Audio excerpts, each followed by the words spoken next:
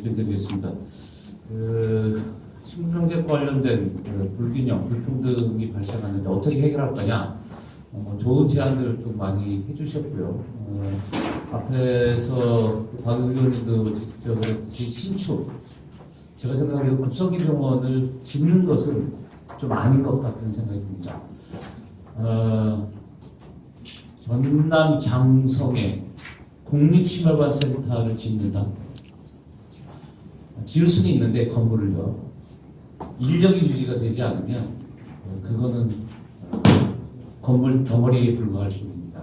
환자가 없는 지역에 신축을 하는 것은 신축은 가능한데 물론 국립기관 병원을 짓는데도 시간이 많이 걸립니다. 작은 병원도 상당히 많이 되는데 환자가 없는 지역에 그래서 이제 공공병원들이 많이 짓기도 하는데 병원을 신축을 해가지고 지역 불균형을 해결하는 것은 저는 아닌 것 같다는 생각입니다. 꼭 정말 환자가 많이 생기고 의료 인력에 대한 공급, 의사뿐 아닙니다. 간호사들이 들어가야 되고요. 병원 운영은 또 24시간 해야 되는데 그것까지도 다 보장되는 곳이 있다면 그 다음에 정부가 적어도 20년 동안 매년 50억씩 계속 그 병원에 적자를 메울 각오가 돼 있다면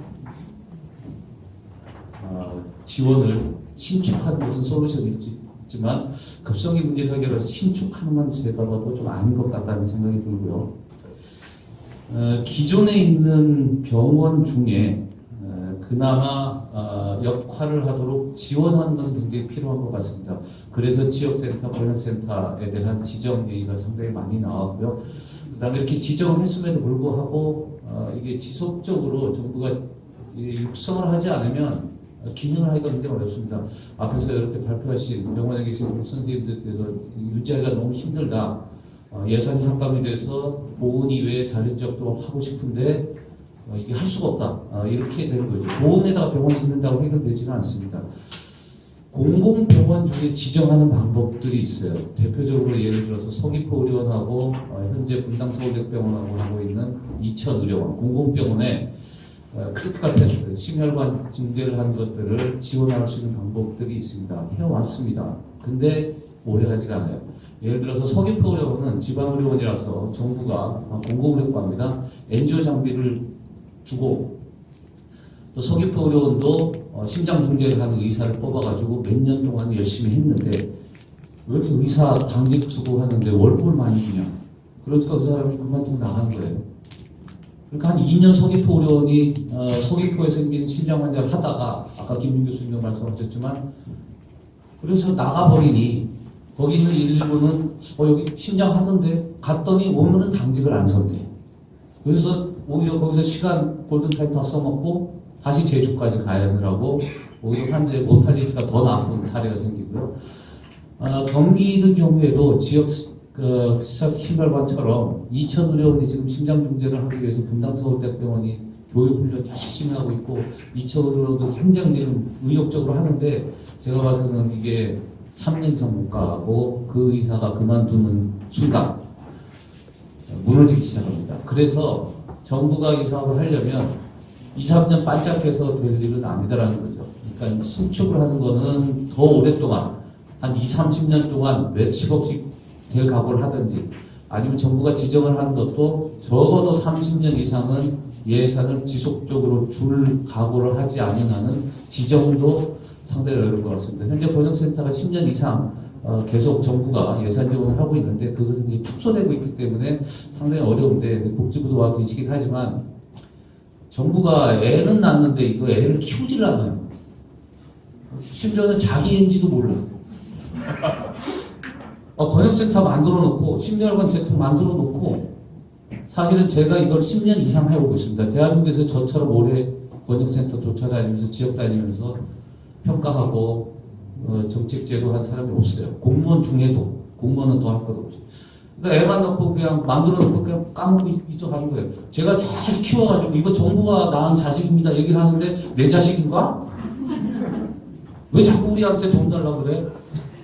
애를 낳는 게 중요한 게 아니라 이제 키우는 게 중요한 거예요. 10년 이상, 50년, 100년이 돼도 우리나라의 심장 환자가 늘어날 거기 때문에 지금 있는 것도 제대로 잘 해가면서 그 또래의 새로운 것들을 발전해야지 하는 것 같다는 생각이 들고요.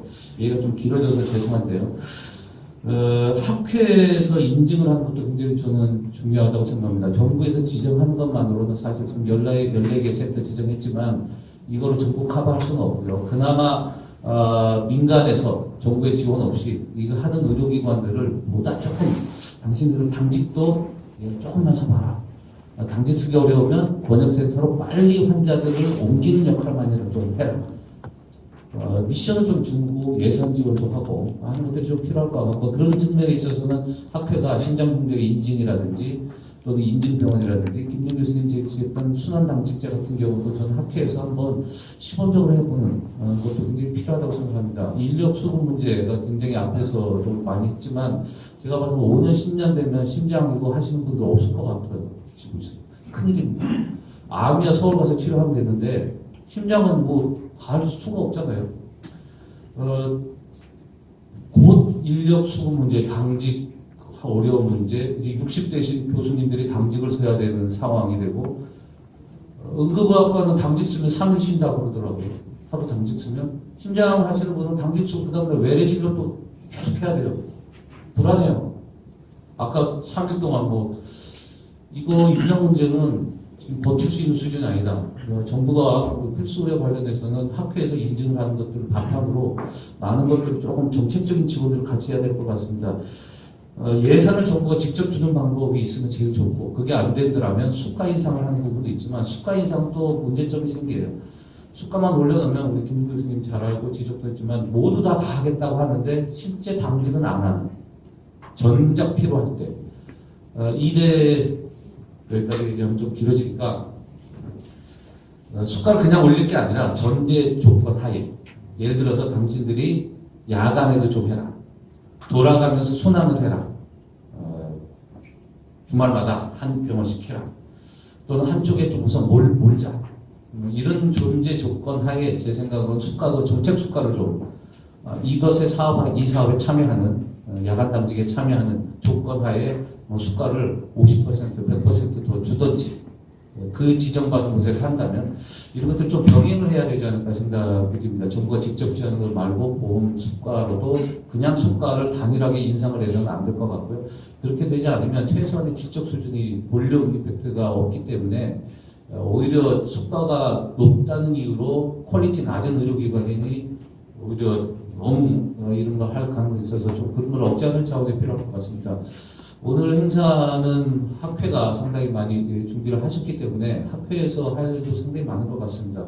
대부분 학회들이 임상적인 연구들을 많이 하지만 오늘 문제제기가 됐듯이 병원에서 오는 환자 말고 병원에서 오기 전에 많은 환자들이 심장질환으로 생명을 잃고 있고 또 병원에서 잠깐 치료하고 나가서 이분이 또 발생을 하잖아요. 심장 했던 분이.